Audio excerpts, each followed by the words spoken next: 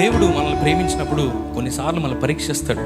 Before every blessing there is a test. No test money. పరీక్ష లేనిదే ఆశీర్వాదం లేదు, పరీక్ష లేనిదే సాక్ష్యం లేదు. ప్రతి సేవకుని దేవుడు ఆ విధంగా పరీక్షిస్తాడు. నేను సేవలోకి వచ్చిన తర్వాత నేను నేర్చుకున్నవి రెండు: ఒకటి హార్డ్ వర్క్, రెండోది సాక్రిఫైస్. ఒకటి చాలా దేవుని కొరకు ఎంత వీలైతే అంత ప్రయాసపడడానికి, ఎందుకంటే యవనంలో ఉన్నాం కాబట్టి దేవుడు నాకు ఇచ్చిన శక్తి కొలది నేను దేవుని కొరకు ప్రయాసపడటం ప్రారంభించాను. రెండవది సాక్రిఫైస్. నా కుటుంబంలో నా బిడ్డ కోసమో, నా భార్య కోసమో, లేదంటే మా ఇంట్లో ఏదైనా ఒక వస్తువు కొనుక్కోవాలనో నేను ఎవ్రీ మంత్ డబ్బులు దాస్తూ ఉంటాను. కరెక్ట్గా అది ఒక 30,000, 40,000, 50,000 అయిన తర్వాత కరెక్ట్గా మినిస్ట్రీలో ఏదో ఇంపార్టెంట్ నీడ్ వస్తుంది. దేవుడు అంటాడు, ఖర్చు పెట్టు. ప్రభువా మా కోసం దాచుకున్నానయ్యా. లేదు ఖర్చు పెట్టు.